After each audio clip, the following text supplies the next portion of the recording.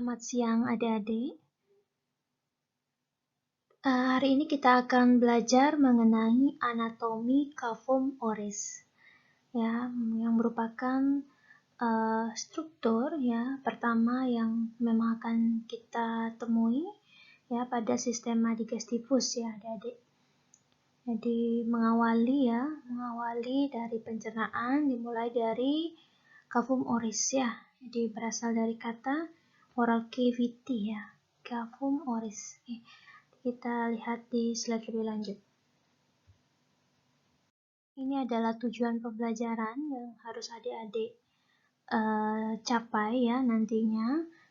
Diharapkan adik-adik mampu menganalisis struktur makroskopis dari kavum oris termasuk dari topografinya, kemudian mampu menganalisis struktur makroskopis lingua, musculi masticatorii, glandulae salivatores, termasuk juga adik-adik mampu menganalisis dari dentes ya, serta bagaimana pertumbuhan dari dentes. Kita masuk ke penjelasan pertama dulu mengenai struktur makroskopis dari kavum oris ya. Kavum oris merupakan bagian pertama dari sistema digestivus, di mana di sini terjadi pencernaan makanan secara kimiawi maupun mekanis ya. Jadi kavum oris nanti adik-adik bisa pelajari lebih lanjut bahwa terdiri dari dua bagian, yaitu vestibulum oris dan kavum oris proprius ya. Ini adalah bagian dari vestibulum oris ya, tepat di anterior dari dentes ya. Kemudian di dalam ini adalah kavum orisnya ya adik-adik ya, kavum oris proprius ya. Nah, antara kedua bagian ini ya berhubungan melalui spasium interdentale ya. Di sini ada spasium interdentale ya. Jadi ada komunikasi di sana, ada berhubungan melalui spasium tersebut, dan spasium retromolare ya di sini ini. Jadi ada retromolar di sini ya. Bila kita perhatikan di sini ya, dari topografinya yang mana itu vestibulum oris ya, untuk lebih mengerti lagi ya.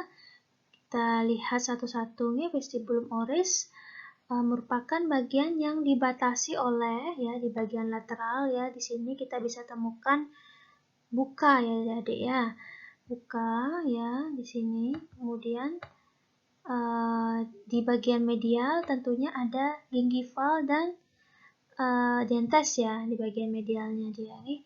Kemudian di ventral ada labium ya, ini labium ya. Jadi dia akan membentuk suatu ruangan namanya vestibulum oris ya. Jadi ini ada labium di sini. Kemudian atapnya adalah mukosa oris tentunya nih. Jadi di sini kita bisa temukan di atapnya ya. Coba nanti adik-adik atap dan dasarnya ya, di sini ada mukosa dari kavum oris ya adik-adik ya. Kemudian lanjut ke kavum oris proprius ya, kavum oris yang memang sesungguhnya ya, dari kata proper ya. Jadi di dalam sini ya, batasannya ya, kavum oris ini dibentuk oleh di bagian ventral ya, maksud saya dibatasi di bagian ventral oleh labium superior et inferior ya. Kemudian di dorsal kita bisa temukan isthmus faucium ya, ini ya, isthmus faucium ini ya. Kemudian kita di kranial bisa temukan palatum ya, ini palatum nih, palatum durum maupun mole ya. Di kaudal kita bisa temukan tentunya sini ya, ada dasar mulut, otot-otot jaringan lunak ya, di sini nih, di bawah sini nih. Kemudian di lateral kita bisa temukan gingival tentunya ya, sebagai batas lateralnya, dan juga ada dentes nih. Di dalam kavum oris ini bermuara 3 glandula major ya, yaitu glandula parotis yang langsung bermuara. Kemudian ada, nanti kita lihat ya di slide lainnya. Kemudian ada glandula submandibular ya, juga bermuara di kavum oris. Kemudian glandula sublingualis ya. Jadi tepatnya ya, untuk glandula parotis nanti akan bermuara pada vestibulum oris ya. yaitu setinggi M2 ya, molar kedua atas. Kemudian untuk glandula submandibularis pada papilla salivatoria sublingualis ya akan bermuara, kemudian glandula sublingualis ya pada plica sublingualis dan pada ductus sublingualis. Lanjut ke labium superior dan inferior ya. Et itu artinya dan ya adik-adik ya. Et itu artinya dan. Jadi ada labium superior dan labium inferior ya. Labium ini merupakan jaringan muskulofibrus ya yang membatasi rima oris ya. Rima oris atau lubang mulut ya. Kalau bahasa awamnya ya, di rima oris ya. Nah, di bagian lateral ya, kedua labium ini akan bertemu ya di sini ya, adik ya. Di sini akan bertemu ya di lateral ya, di angulus oris ya.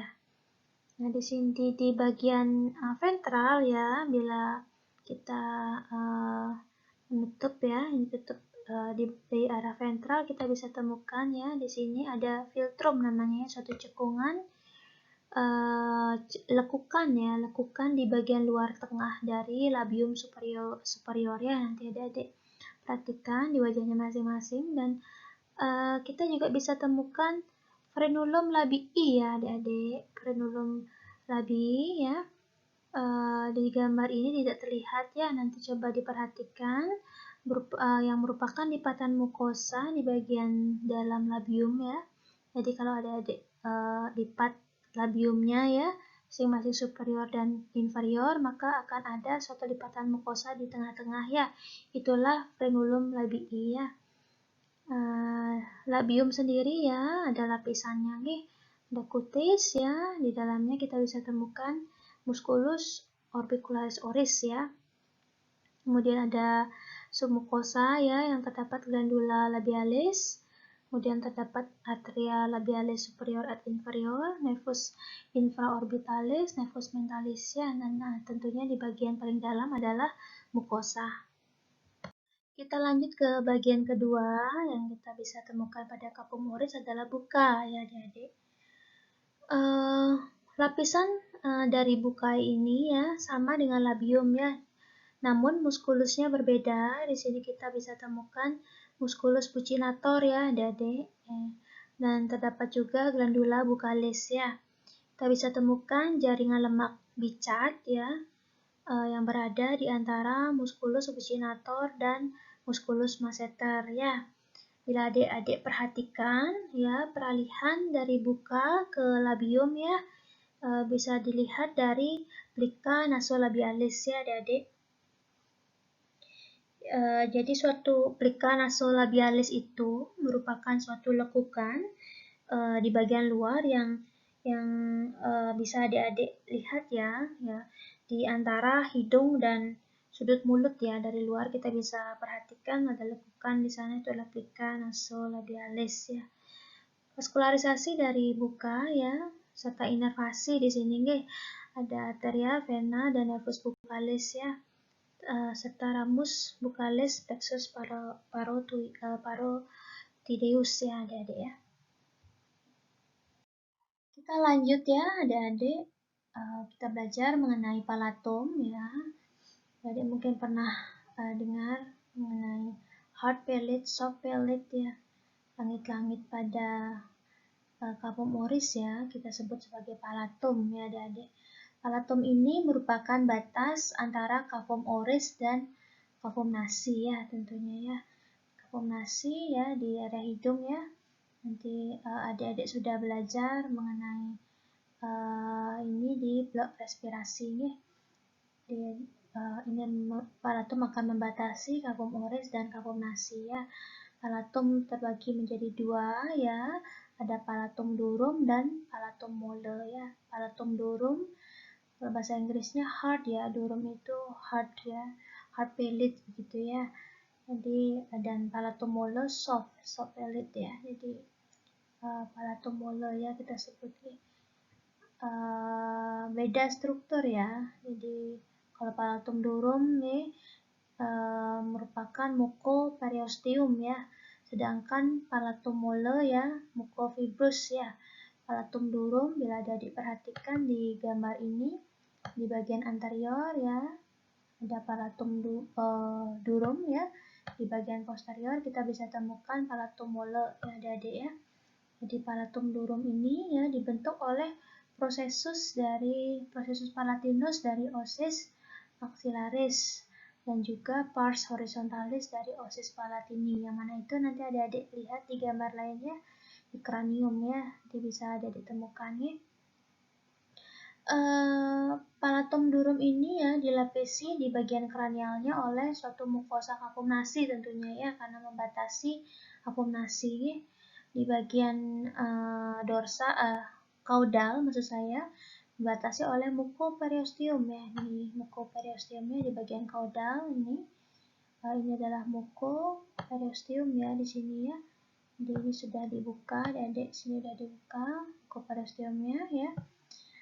Jadi di dalam mucoperiosteum ini adik bisa temukan banyak pembuluh darah dan saraf ya. Ini salah satunya ya, di bagian dorsalnya juga ya banyak pembuluh darah dan saraf nih. Di tengah-tengah dari mucoperiosteum ini terdapat rape mediana adik-adik ini ya, rape mediana, dan ke arah ventral dia akan menjadi suatu papilla incisivus ya, nanti dicari ya gambarnya. Untuk palatum mole ya, nama lainnya adalah velum palatinum ya, merupakan jaringan muskulofibrous ya, melekat pada tepi dorsal dari palatum durum tentunya ya. Jadi fungsinya adalah untuk menutup isthmus pharyngealis ya. Dicari nanti ya gambarnya ya. Nah, menutup isthmus pada saat menelan dan berbicara ya. Ini penting pada aspek klinis ya. Adik-adik mungkin pernah dengar tentang bibir sumbing ya. Lebih tepatnya mungkin langit-langit sumbing ya adik-adik ya. Nama istilah medisnya labiopalatosisis atau palatosisis ya kalau untuk palatumnya. Jadi itu kaitannya ya, dimana anak-anak pada dengan palatosisis ya sering sulit menelan ya, dan berbicaranya juga berubah ya suaranya begitu nih. Nanti silahkan dicari ya bila ingin tahu lebih jauh ya. Jadi palatum mole ini ya, kita lanjut, dilapisi oleh mukosa yang banyak mengandung glandula palatini adik-adik ya. Ini glandula ya, glandula palatini ya. Jadi di tengah dari palatum mole ya, di posterior kita bisa temukan suatu struktur yang namanya uvula.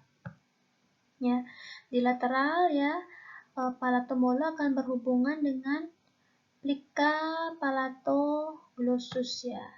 Ini ya, arcus ya, kalau nama boleh plica bilangnya atau arcus ya. Kemudian nih ya adik ya. Kemudian juga palatopharyngeus ya adik ya di sini ya. Berhubungan dengan palatopharyngeus dan plica palatoglossus ya.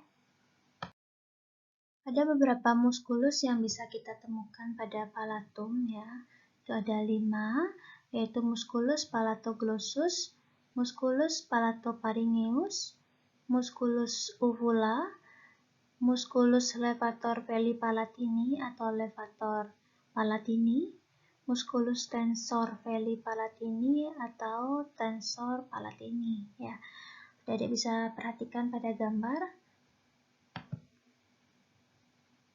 Musculus palatoglossus kita bisa temukan di bawah dari plica palatoglossus ya adik-adik. Di gambarnya hanya di sini saja ya. Musculus palatopharyngeus kita bisa temukan ya, di sini tepatnya ada plica ya. Inilah musculus palatopharyngeus ya. Musculus uvula ya, dari sini ya adik-adik ya. Sini adik-adik bisa perhatikan di gambar satu lagi, ini adalah musculus palatopharyngeus, ini adalah musculus uvula ya. Kemudian ini adalah musculus levator palatini atau veli palatini ya. Ini sudah dipotong ya muskulusnya. Kemudian ini adalah muskulus ya, di anteriornya ada musculus tensor Pelli-Palatini atau tensor Palatini ya. Jadi muskulus ini penting ya dalam kaitannya dalam proses menelan ya. Silakan adik-adik baca kembali, ada fungsi spesifik dari masing-masing muskulus ini. Lanjut ke isthmus faucium ya adik-adik. Ini adalah tadi sudah kita pelajari. Ada suatu isthmus faucium ya, lubang antara oris ya, apum oris dan oroparing ya. Di sini ada beberapa batas dari isthmus faucium yang bisa adik-adik perhatikan di gambar. Jadi di bagian kranial ya kita bisa temukan tentunya palatum molo ini ya, palatum molo sampai uvula ya.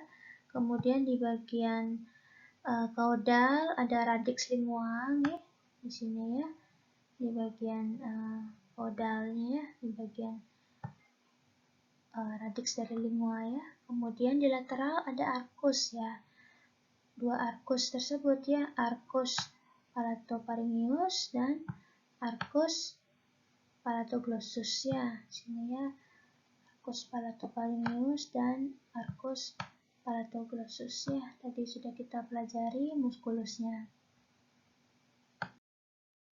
Kita lanjut membahas mengenai lingua ya adik-adik. Lingua yang sering bahasa awamnya lidah ya. Lingua merupakan organ muskular ya, tepatnya berada di atas dasar mulut ya adik-adik. Jadi dengan perantara muskulus ya yang ada pada lingua ya, sehingga lingua dapat melekat pada mandibula, os hyoid, processus styloideus, dan faringnya. Jadi lingua ini terdiri dari jaringan otot skelet ya, skeletal ya, sehingga bisa dikendalikan ya. Dan sebagian tertutup mukosa jadi ya. Di sini adik-adik bisa perhatikan di gambar bahwa lidah terbagi menjadi 3, yaitu ada bagian apex, corpus, dan radix atau kita sering sebut sebagai basis lingua ya. Kita perhatikan di gambar, ini adalah bagian apexnya, ada korpusnya ya, bagian korpus, kemudian di bagian posterior ada radix atau basis lingua. Kita bahas satu-satu ya. Apex lingua merupakan ujung lingua tentunya ya, yang sempit, pipih ya, berhadapan dengan dentes incisivus bawah ya, apabila dalam keadaan diam nih. Jadi untuk lanjut ke korpus lingua ya. Jadi korpus lingua ini memiliki margo ya adik-adik ya. Ada margo lateralis ya. Di sini berhadapan dengan dentes ya adik-adik ya. Kemudian ada dorsum lingua ya. Dorsum lingua dia merupakan permukaan kranial dari korpus ya adik-adik. Jadi dorsum merupakan permukaan kranial dari korpus dan radix ya. Tentunya berhadapan dengan palatum ya, baik palatum duro maupun mole dan oroparing ya. Terdapat sulcus ya di tengah-tengah dari dorsum ya. Adik-adik bisa perhatikan ada suatu cekungan di tengah-tengah, itu adalah sulcus medianus ya. Juga terdapat papilla lingua tentunya ya. Itu sudah sering adik-adik pernah dengar ya. Dengan radix ya, korpus ini dipisahkan melalui sulcus terminalis ya. Suatu cekungan juga ya, berbentuk huruf V ya adik-adik ya. Jadi di korpus lingua ini juga mempunyai facies atau permukaan inferior ya, facies inferior ya. Jadi merupakan permukaan di bawah lidah ya. Radix lingua sering disebut sebagai basis lingua. Di sana kita juga bisa temukan adanya tonsilla lingualis ya. Kita lihat gambarnya. Ini adalah bagian apex ya, merupakan ujung lingua yang sempit ya. pipih ya berhadapan langsung dengan incisivus ya. Di sini kita bisa temukan dentes ya, incisivus ya di sini ya. Ini ada incisivus ya berhadapan langsung dengan apex lingua.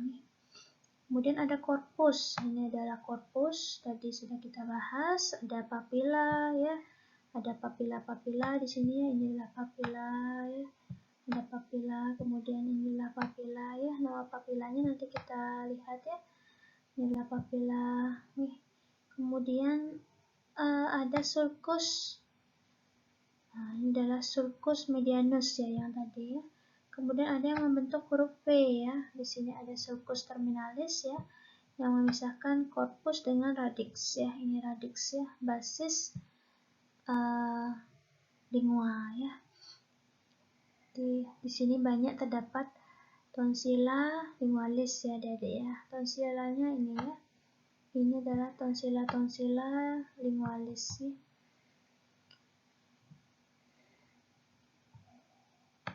Jadi tadi pada corpus lingua kita bisa temukan papilla lingua. Ya, di sana pada papilla lingua terdapat taste bud terkait dengan indera pengecap Adik-adik ya. Ada 4 jenis dari papilla, yaitu papilla circumvallata, bentuknya bulat-bulat ya. Di sini Adik-adik bisa lihat sesuai namanya circum ya. Ini ya.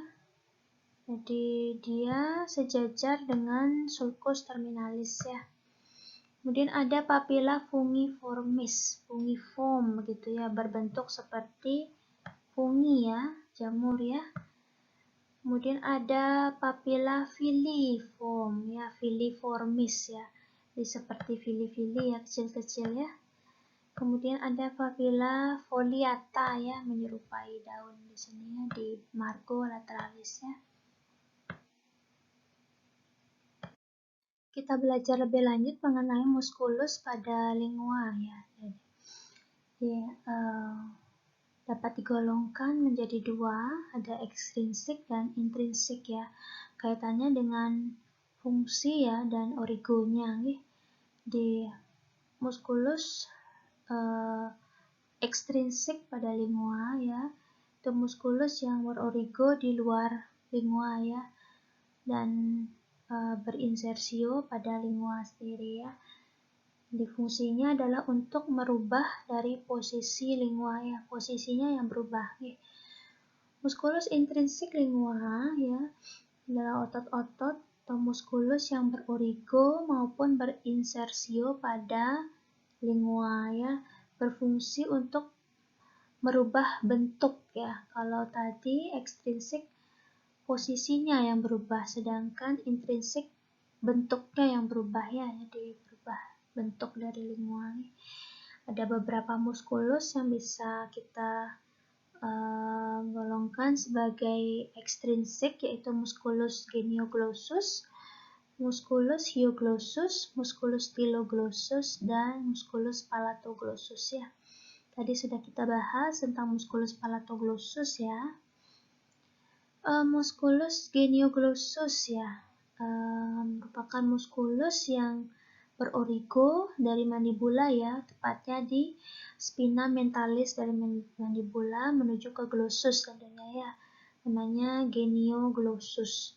Musculus hyoglossus ya, sesuai namanya hyoid ya, dari origonya dari hyoid ya. Kemudian corpus dan cornu maius dari hyoid ya, dari os hyoid ya khususnya. Kemudian dia akan berinsersi di lingua ya. Ada musculus styloglossus. Nah, sesuai namanya stylo ya, dari kata processus styloideus ya. Dari processus styloideus menuju ke berinsersi ke glossus ya, ke lingua. Kemudian palatoglossus ya, sudah kita bahas sebelumnya, dari palatum ya, khususnya palatum mole menuju ke glossus ya. Bila adik-adik perhatikan di gambar, dari palatum menuju ke glossus, tentunya ini adalah palatoglossus. Dari processus styloideus menuju ke lingua ya, namanya styloglossus ya. Dari hyoid ya, os hyoid menuju ke lingua namanya hyoglossus. Dari mandibula ya, tepatnya di spina mentalis ya, os mandibula menuju ke glossus ya, namanya genioglossus ya. Di lingua, muskulus yang digolongkan menjadi muskulus intrinsik adalah muskulus longitudinalis lingua superior. Nah, itu sesuai dengan namanya, dia berbentuk longitudinal ya. Sini dia terdapat paling superficial ya, paling kranial, kemudian ke arah dorsum ya maksud saya ya.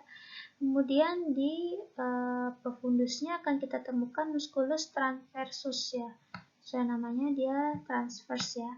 Kemudian ada musculus verticalis ya, lingua nih dilengkapi musculus longitudinalis lingua superior, musculus transversus lingua, dan musculus verticalis lingua ya.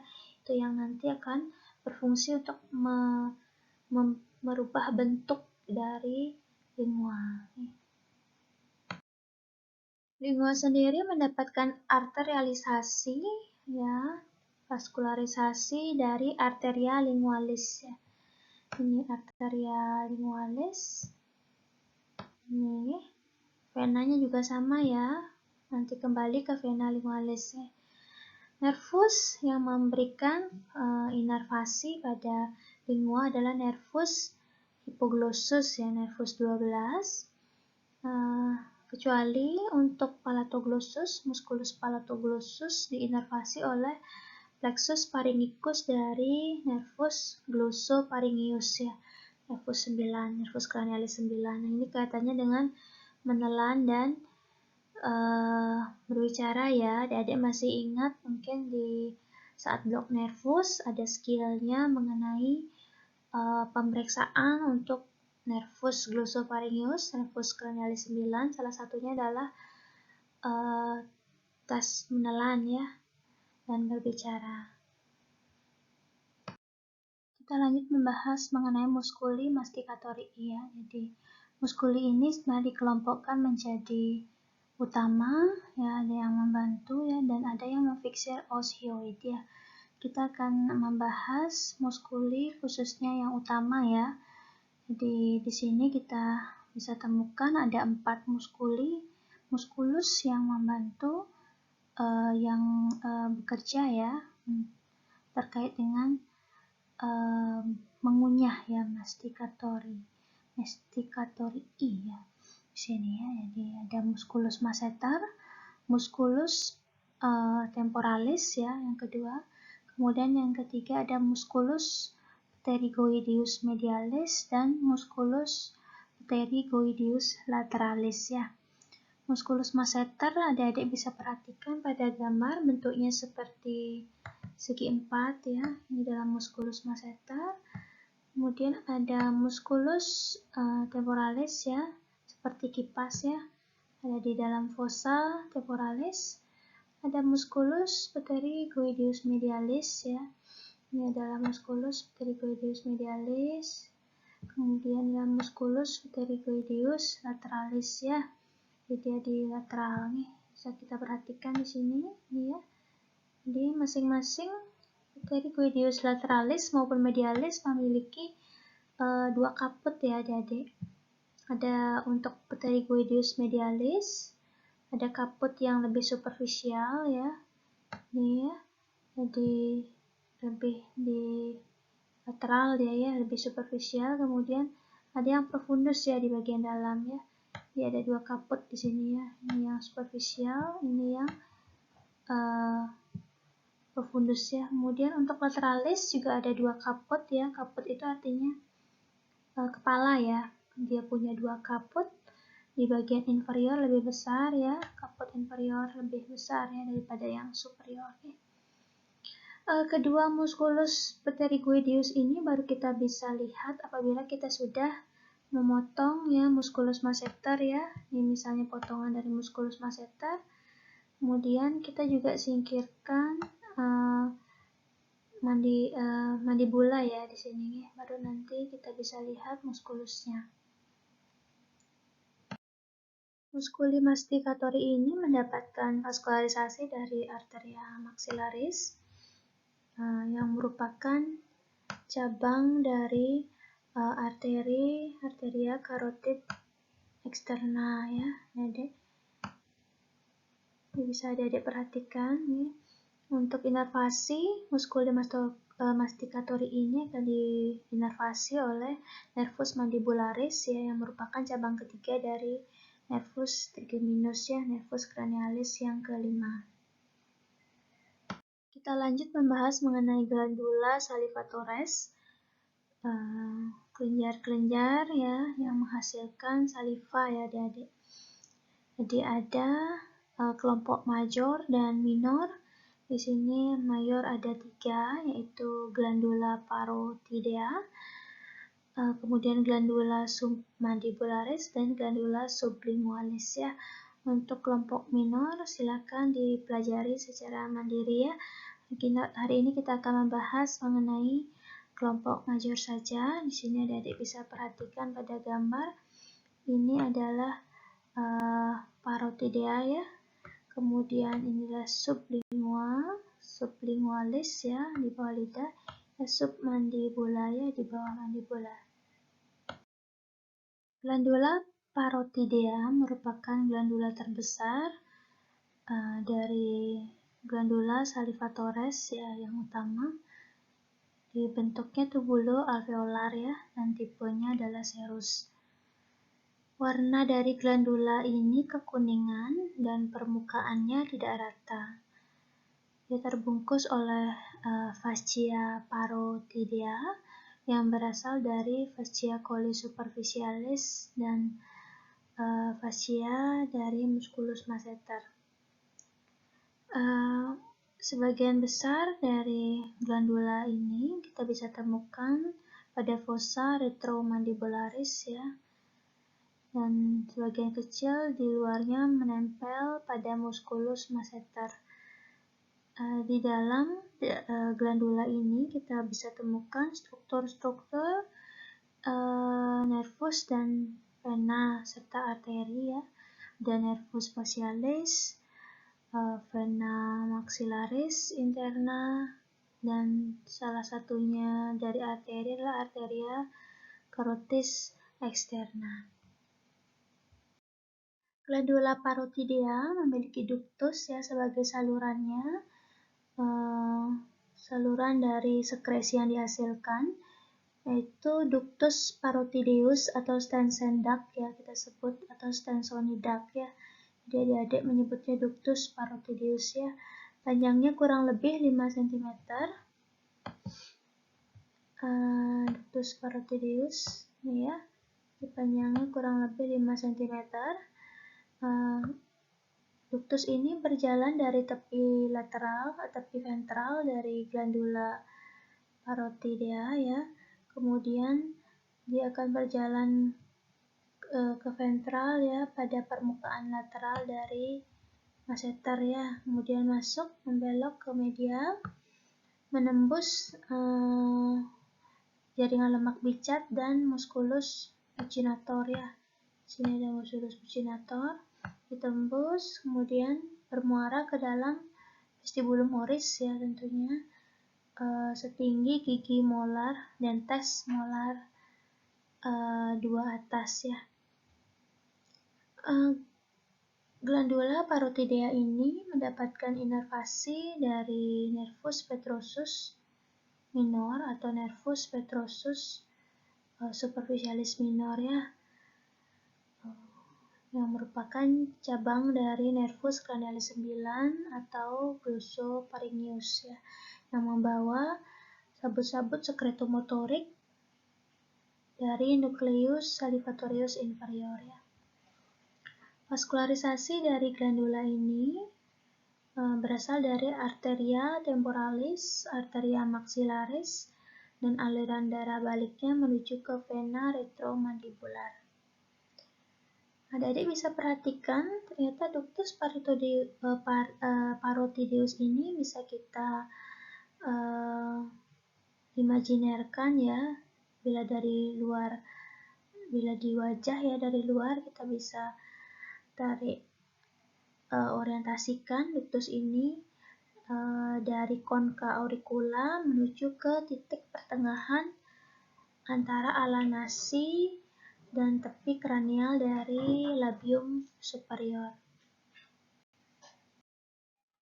Kita lanjut membahas mengenai glandula submandibularis ya.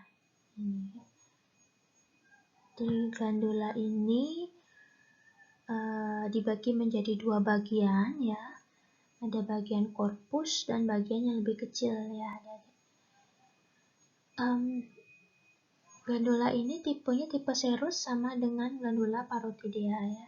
Bila adik-adik perhatikan, bagian pertama korpus ya letaknya kaudal dari musculus milohyoid. Ini musculus milohyoid ya. Musculus milohyoid ya. Ini korpus dari glandula submandibularis. Sedangkan bagian kecil terletak di kranial dari musculus milohyoid ya. Jadi antara kedua bagian tersebut saling berhubungan pada tepi dorsal dari musculus milohyoid. Korpusnya terletak pada trigonum. Ya, di sini ada trigonum ya, trigonum submandibularis ya. Glandula submandibularis ini mempunyai 3 permukaan, yaitu facies inferior ya, facies lateralis, dan facies medialis ya. Tentunya sesuai dengan posisi anatominya ya. Silakan nanti dicari ya. Glandula ini memiliki ductus ya, saluran sebagai yang akan bermuara ya nantinya ke papilla salivatoria sublingualis ya. Ductusnya adalah ductus submandibularis ya, adik-adik ya. Ini ya, ductus submandibularis ya, nanti akan bermuara ke dalam papilla sublingualis ya.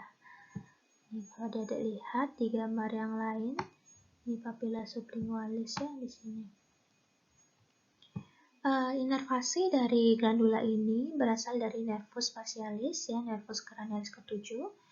Nah, vaskularisasinya dia mendapatkan dari arteri facialis dan arteri lingualis ya. Sini adik-adik bisa lihat ada vena-vena lingualis juga ya.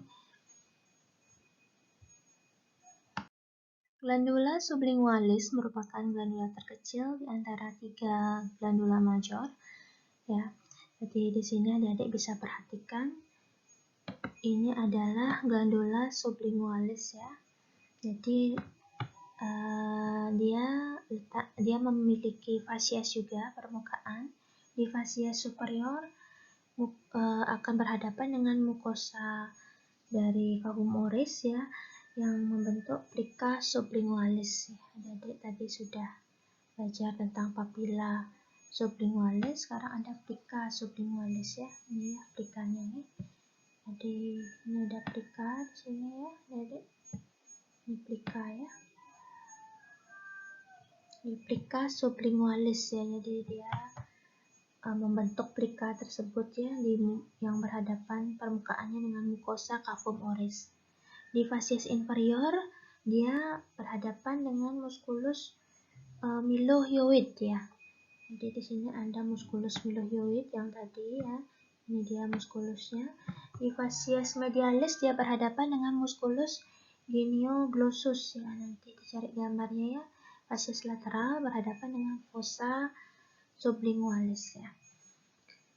Glandula ini juga memiliki muara ya. Tepatnya dia akan bermuara ke dalam plica sublingualis yang tadi melalui ductuli kecil ya, ductuli rivini ya. Jadi di dalam plica tersebut ada lubang-lubang kecil ya, namanya ductuli rivini ya. Inervasinya adalah melalui nervus, mendapatkan inervasi dari nervus facialis ya, sama dengan glandula submandibularis. Vaskularisasinya dapatkan dari arteri sublingualis dan arteri submentalis.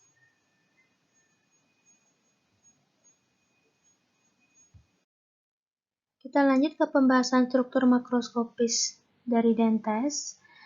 Jadi bisa perhatikan di gambar ya. Di sebelah kanan ini adalah gambar dari dentes ya, dapat kita temukan berpasangan pada masing-masing maksila maupun mandibula ya. Gambar A ini adalah maksila ya, ini adalah mandibula ya. Masing-masing berpasangan ya adik-adik. Jadi dentes berada di masing-masing kuadran kanan dan kiri ya, baik di maksila maupun di mandibula bila kita bagi dua seperti ini ya. Masing-masing kuadran ini ya terdiri dari 8 dentes ya adik-adik. Itu ada dens incisivus ya. Kita bahasa Inggrisnya incisor ya. Ini ada 2 ya. Kemudian ada dens caninus ya, ada 1 ya. Di masing-masing kuadran. Kemudian ada dens premolar. Ini ada 2 ya. Kemudian ada dens molar, ada 3 nih. Itu di masing-masing kuadran ya. Dentes ini terdiri dari corona ya, kita bisa lihat nanti di slide berikutnya. Corona dentis, pulpa dentis ya, column dentis, radix dentis, dan canalis radicis dentis ya, root canal ya. Yang kita bisa dilihat istilah bahasa Inggrisnya ya. Nanti bisa dikenali di gambar berikutnya, di slide berikutnya. Seperti yang adik-adik ketahui bahwa terdapat 2 set pertumbuhan gigi ya. Ada yang pertama kita ketahui ada primer ya, primary teeth, kemudian ada secondary teeth ya. Untuk yang primary kita sering sebut deciduous teeth ya adik-adik. Jadi itulah gigi sulung ya istilah awamnya ya. Di sini gambar adik-adik bisa perhatikan di sini ada sepasang incisivus, kemudian 1 caninus dan 2 molar ya adik-adik. Jadi terdapat masing-masing kuadran 5 dentis ya. Terdapat 5 di masing-masing kuadran. Jadi total jumlah dentes adalah 20. Sedangkan pada permanent teeth ya, pada secondary ya, jumlahnya adalah 32 karena di masing-masing kuadran ada 8. Jadi ada 2 incisivus, ada 1 caninus, ada 2 premolar, dan 3 molar. Ini adalah bagian dari dentes ya, struktur makroskopisnya. Jadi bisa perhatikan di sini. Ini adalah bagian corona dentes. Ini adalah radix dentes ya, adik-adik ya. Di sini kita bisa temukan cervical margin ya, atau kolom dentes ya. Jadi yang memisahkan antara corona dan radix ya, adik-adik ya. Di dalam radix dentes itu ada suatu ruangan ya, ruangan yang ditempati oleh ruang pulpa ya. Kita sering sebut sebagai canalis radicis dentis ya, atau root canal atau pulp canal ya. Jadi adik-adik bisa, di sini adalah pulpa ya. Di sini ada bagian ruangan yang ditempati oleh ruang pulpa yang menempati ruangan dari radix dentis ya. Jadi itu disebut sebagai canalis radicis dentis ya, jadi ya. Kita masuk ke pembahasan selanjutnya, yaitu pertumbuhan dentes ya. Odontogenesis ya, terdiri dari beberapa stage ya adik-adik ya. Dari bud stage, cup stage ya, bell stage, kemudian crown and root formation ya, advanced bell stage, eruption stage ya. Ini adik-adik bisa lihat pada gambar. Ini adalah bell stage ya, yang A, kemudian ada cup stage ya, bell stage ya, bisa kita sebut early bell stage, kemudian ada crown and root formation. Itu adalah advance dari bell stage ya, adik-adik ya. formation dari F dan G ini ya. Jadi bisa perhatikan di sini sampai eruption ya adik ya. Ini adalah yang tadi sudah kita bahas. Ini adalah deciduous stage. Ini adalah permanent stage ya. Jadi bisa perhatikan perbedaannya bahwa pada deciduous stage terdapat 20 dentas ya. Sedangkan pada permanent stage terdapat 32 dentas ya. Masing-masing kuadran ada 8 nih dentas nih. Pertumbuhan dentes dimulai dari 6 minggu perkembangan di dalam intrauterin. Jadi pada usia kehamilan 6 minggu terjadi proliferasi dari sel basal oral ectoderm. Jadi bisa lihat pada gambar ini adalah oral ectoderm, terjadi proliferasi sehingga membentuk primary epithelial band. Di sini, pada usia 7 minggu intrauterina, primary epithelial band ini terbagi menjadi dua bagian, yaitu dental lamina, ya, dental lamina dan vestibular lamina. Pada usia 7 minggu ya di intrauterina. Dental lamina merupakan suatu lingual proses dari primary epithelial band ya. Jadi dental lamina ini nantinya akan menjadi primordium untuk deciduous stage ya adik-adik ya. Ada beberapa ya adik-adik ya yang perlu ditekankan di sini bahwa molar permanen ya berasal secara langsung dari perpanjangan distal dental lamina, sedangkan untuk yang lain berkembang dari perpanjangan lingual dari ujung bebas dental lamina. Seluruh aktivitas perpanjangan dental lamina berakhir sampai usia 5 tahun. Sedangkan vestibular lamina merupakan labial dan bukal untuk dental lamina pada tiap arcus dentalis ya, jadi sering kita sebut sebagai leaf band ya. Jadi vestibular lamina ini akan mengalami proliferasi, membesar, kemudian terjadi apoptosis sel sehingga membentuk vestibul.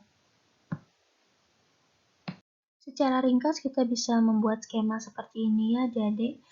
Pada usia kehamilan 6 minggu intrauterina ya, jadi terjadi proliferasi dari oral ectoderm menjadi primary epithelial band. Pada usia 7 minggu intrauterin terjadi primary epithelial band terbagi menjadi dua bagian, yaitu dental lamina dan vestibular lamina ya. Dental lamina nantinya akan menjadi primordium dari primary deciduous stage ya adik-adik. Di dental lamina ini merupakan lingual extension ya dari primary epithelial band ya, yang nantinya akan menjadi successor stage dan tentunya molar permanen ya. Vestibular lamina nantinya akan menjadi vestibul ya, yang merupakan labial bukal dari dental lamina. Pada usia kehamilan 8-9 minggu dimulai pertumbuhan dentes ya adik-adik ya, yaitu bud stage ya. Jadi tunas yang besar ya tumbuh pada dental lamina ya, terdiri dari sel-sel epitel yang ditutupi oleh sel-sel mesenkimal adik-adik ya. Adik bisa lihat pada gambar, ini adalah bud ya yang tumbuh pada dental lamina. Kemudian di sini ada sel-sel mesenkim ya di sekitar yang menutupi dari sel-sel epitel ini.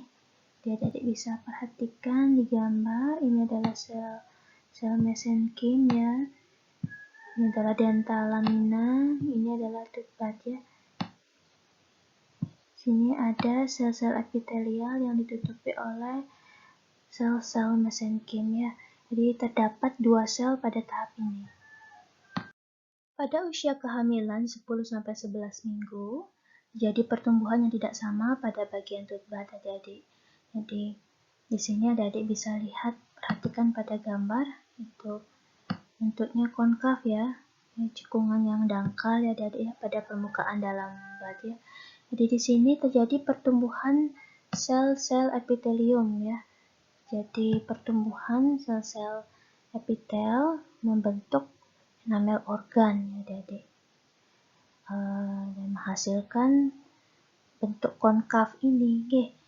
Di sini juga terjadi perubahan ya dari sel-sel mesenkimal yang awalnya di sini menjadi dental papilla ya, dan yang nantinya akan berkembang menjadi pembuluh darah dan saraf, termasuk pulpa ya, pulpa dentis ya adik-adik ya. Jadi pada tahap ini terjadi morfodiferensiasi dan histodiferensiasi. Yang awalnya pada bud stage hanya terdapat 2 tipe sel, pada tahap ini ya sudah terjadi lebih banyak lagi ya perkembangan, yaitu morfodiferensiasi dan histodiferensiasi. Jadi semakin banyak sel yang bisa ditemukan. Cup stage ini ditandai dengan terbentuknya enamel node ya, yaitu yang terjadi di akhir bud stage dan mengawali dari cup stage ya adik-adik ya. Penanda transisi dari bud stage ke cup stage ya adik-adik ya. Adik-adik bisa perhatikan pada gambar, ini adalah enamel node ya adik-adik ya. Di sini terjadi enamel node akan mengalami ekstensi dan menjadi enamel cord adik-adik ya. Apabila enamel cord ini mencapai outer dental epithelium, dia akan menjadi enamel septum adik-adik. Enamel node dan enamel cord ini akan menjadi reservoir untuk enamel organ ya.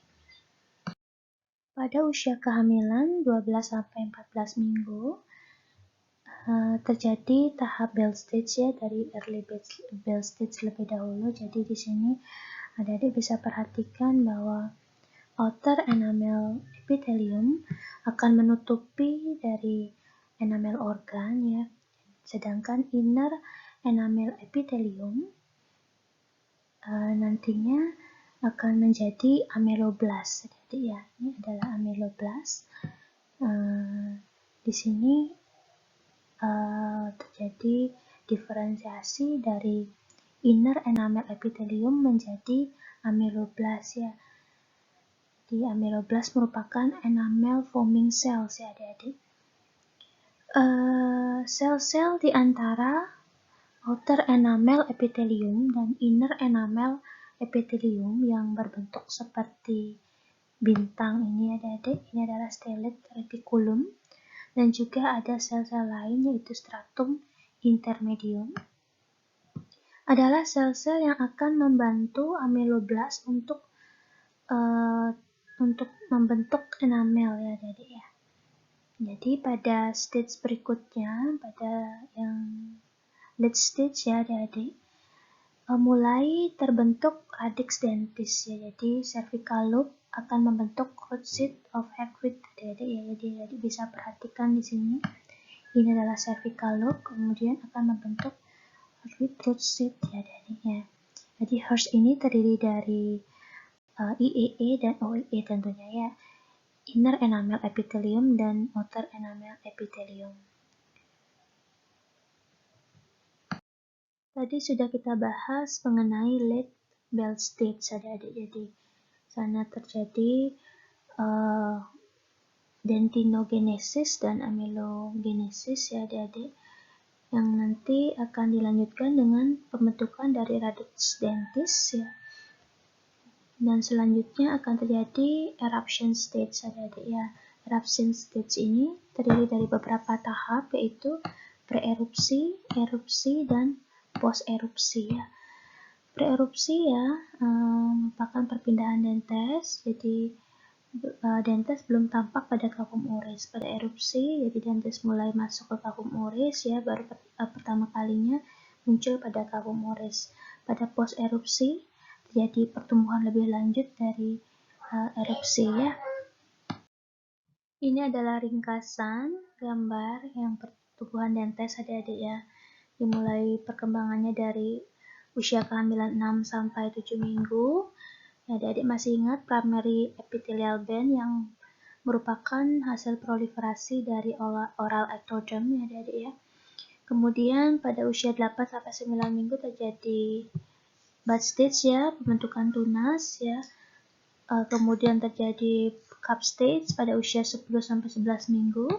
Bell stage pada usia 12 sampai 14 minggu, kemudian dilanjutkan dengan dentinogenesis dan amelogenesis, root formation dan atau terbentuknya radix dentis dan erupsi. Ini adalah referensi yang bisa adik-adik gunakan. Sekian penjelasan mengenai anatomi vakum oris, adik-adik selamat belajar dan selamat siang.